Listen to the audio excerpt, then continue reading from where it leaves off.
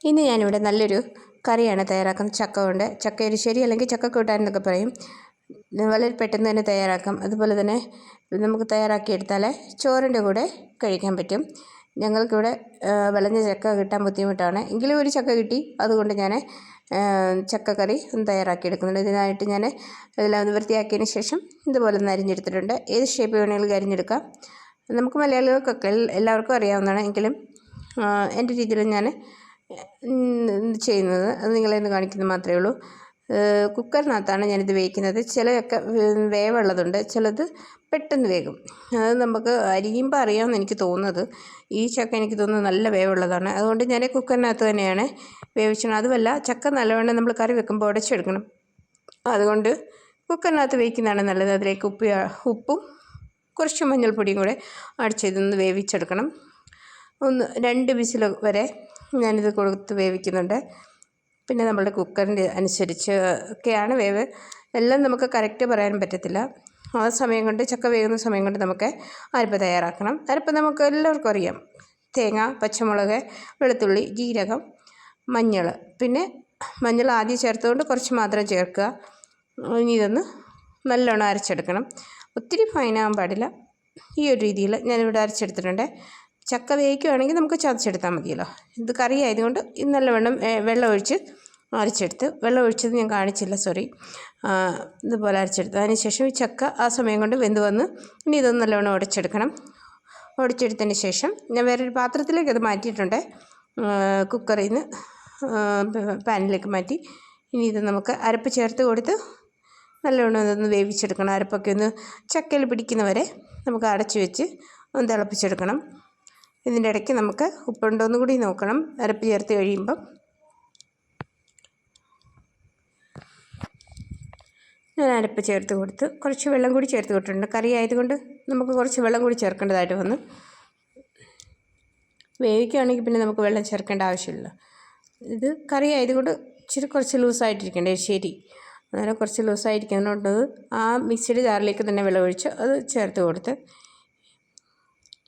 ഇതിനെ നല്ലവണ്ണം ഒന്ന് ഇളക്കി കൊടുക്കാം. പിന്നെ നിങ്ങൾ ആദ്യമായിട്ടാണ് എൻ്റെ ചാനൽ കാണുന്നതെങ്കിൽ സപ്പോർട്ട് ചെയ്യണം, സബ്സ്ക്രൈബ് ചെയ്യുക. അതോടൊപ്പം തന്നെ നിങ്ങളുടെ അഭിപ്രായം കൂടി അറിയിക്കുക. ഞാൻ ഇവിടെ കുറച്ച് ഉപ്പ് കൂടി ചേർത്ത് കൊടുക്കുന്നുണ്ട്. ഉപ്പ് കുറവായിരുന്നു, അതുകൊണ്ട് ഉപ്പ് ഞാൻ ആവശ്യത്തിന് ചേർത്ത് കൊടുത്തു. ഇനി നമുക്ക് ഉപ്പ് ചേർത്ത് കൂടി ഇളക്കി കൊടുത്തതിന് ശേഷം അടച്ച് വെച്ച് ചെറുതായി ഒന്ന് തിളപ്പിച്ചെടുക്കാം. ഒത്തിരി തിളയ്ക്കൊന്നും വേണ്ട, അടി പറ്റാതെ വണ്ണം സൂക്ഷിക്കാം. അധികം വെള്ളമില്ലാത്തതുകൊണ്ട് ഇതുപോലെ തിളച്ച് വന്നതിന് ശേഷം ഇനി നമുക്കിത് ഇളക്കിയിട്ട് വാങ്ങി വെക്കാം. നമുക്കിതിലേക്ക് ഇനി കടുക് വറുത്ത് ചേർക്കണം. അതാണ് ഏറ്റവും മെയിനായിട്ടുള്ളത്. അതിലാണ് നമ്മുടെ എരിശ്ശേരിയുടെ ടേസ്റ്റ് വരുന്നത്.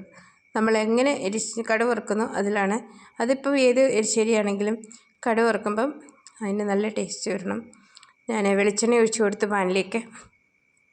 ഞങ്ങൾക്ക് വെളിച്ചെണ്ണ കിട്ടില്ല അധികം. പിന്നെ നാട്ടിൽ നിന്ന് കൊണ്ടുവന്ന് വെളിച്ചെണ്ണയൊക്കെ അഡ്ജസ്റ്റ് ചെയ്യുകയാണ്.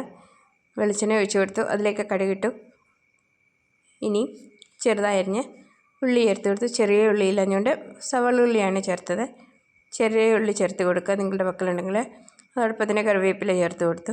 പിന്നെ എരിശ്ശേരിക്ക് നമുക്ക് തേങ്ങ വേണമല്ലോ വറുത്ത് ചേർക്കാൻ. തേങ്ങ കൂടെ ചേർത്ത് കൊടുത്തു. ഇനി നമുക്ക് ഇതിലേക്ക് വറ്റൽമുളക് കൂടി ചേർത്ത് കൊടുക്കണം. ഇനി ഇതെല്ലാം ഒന്ന് നല്ല ഗോൾഡൻ ബ്രൗൺ ആകുന്നവരെ മൂപ്പിച്ചെടുത്തിട്ട് നമ്മൾ തയ്യാറാക്കി വെച്ചിരിക്കുന്ന ചക്കയിൽ ചേർത്തിളക്കി കൊടുക്കാം.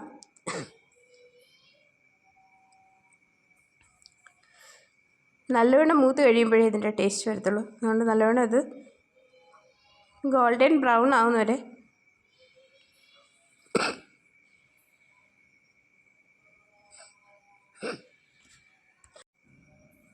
ഇതുപോലെ ഒന്ന് മൂത്ത് വരുമ്പോൾ നമുക്കിനി ചക്കയിലേക്ക് ചേർത്ത് കൊടുത്ത് ഇളക്കിയെടുക്കാം. തീർച്ചയായും നിങ്ങൾ വീട്ടിൽ തയ്യാറാക്കി നോക്കുക. എല്ലാവർക്കും അറിയാം, എങ്കിലും അറിയാവുന്ന ആരെങ്കിലും ഉണ്ടെങ്കിൽ, ഇപ്പോഴത്തെ കുഞ്ഞുങ്ങൾക്കൊന്നും അറിയത്തില്ല, ഇപ്പോഴത്തെ തലമുറകൾക്കൊന്നും അറിയത്തില്ല. പിന്നെ എല്ലാവർക്കും ഇഷ്ടപ്പെടും, കുട്ടികൾക്കും ഇഷ്ടപ്പെടും. നിങ്ങളും തീർച്ചയായും തയ്യാറാക്കി നോക്കുക. അപ്പം ഇതുപോലെ ചെറിയ ചെറിയ വീഡിയോ ഒക്കെ ആയിട്ട് അടുത്ത വീഡിയോ നമുക്ക് കാണാം. എൻ്റെ ഇവിടുത്തെ വിശേഷങ്ങളും നോർത്ത് ഇന്ത്യയിലെ വിശേഷങ്ങളും കാര്യങ്ങളും ഒക്കെ ആയിട്ട് ഞാനിപ്പം അടുത്ത വീഡിയോ വരുന്നതായിരിക്കും. ഇതുപോലെ എല്ലാം ഒന്ന് ചേർത്തിളക്കിയതിന് ശേഷം നമുക്ക് ചൂടോടുകൂടി ചോറിൻ്റെ കൂടെ കഴിക്കാം. ഇത് മാത്രം മതിയായിരിക്കാം ചോറിൻ്റെ കൂടെ കഴിക്കാൻ, വളരെ ടേസ്റ്റിയാണ്. അപ്പോൾ നിങ്ങൾ തയ്യാറാക്കി നോക്കുക. ഓക്കെ.